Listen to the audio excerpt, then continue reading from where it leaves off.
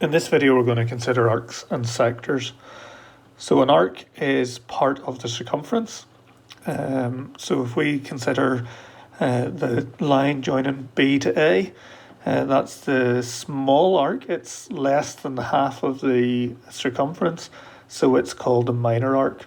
Whereas if we went the other direction, it's more than half of the circumference, so it's called a major arc.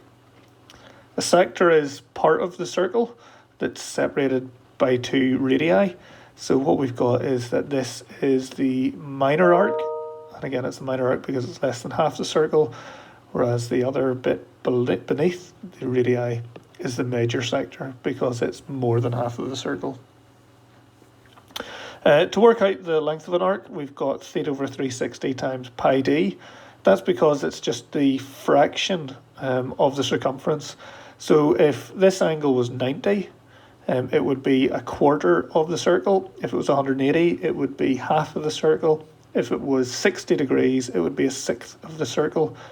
So this theta over 360 tells us the angle fraction and the proportion of the circle taken up by the sector or by the arc. And similarly for sector, so it's just whatever the fraction of the circle is multiplied by pi r squared, which is the area of the circle. So all we're doing for these formula is just to work out the circumference or the area and then whatever the angle fraction is, so the angle out of 360. So example 22, find the minor and major arc lengths and sector areas. So what we've got is the arc length is going to be theta over 360 times pi times d.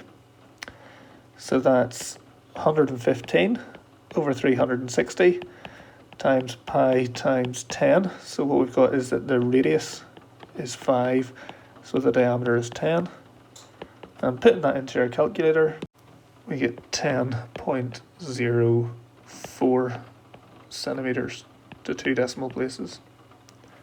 If we wanted to work out the major arc length, what we could do is do 360 minus 115 to work out the angle over 360 times pi times 10.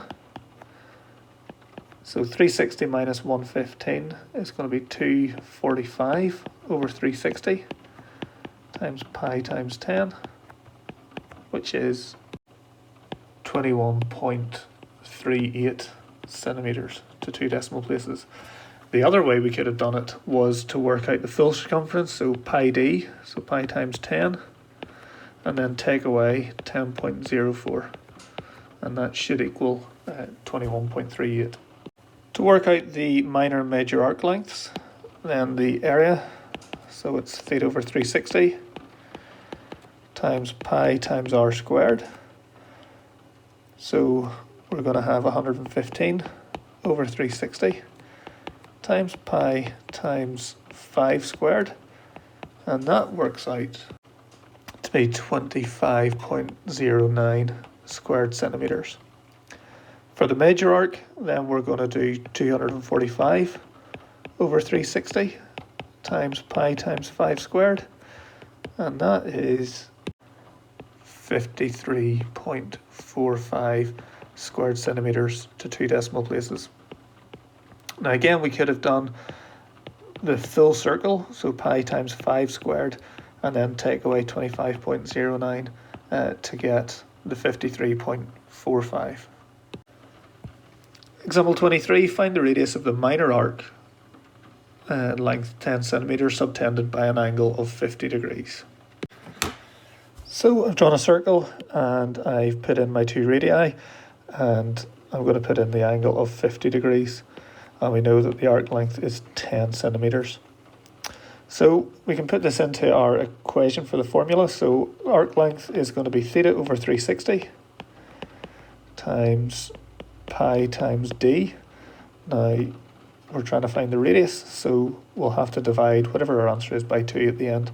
So put in our information, we've got 10 equals 50 over 360 times pi times d. So we can multiply by 360 first of all, and we get 3,600 equals 50 times pi times d. If we divide by 50 pi, we would get 3,600 over 50 pi is equal to d, and that is 22.918. So that means the radius, so dividing by 2, is 11.46 centimetres.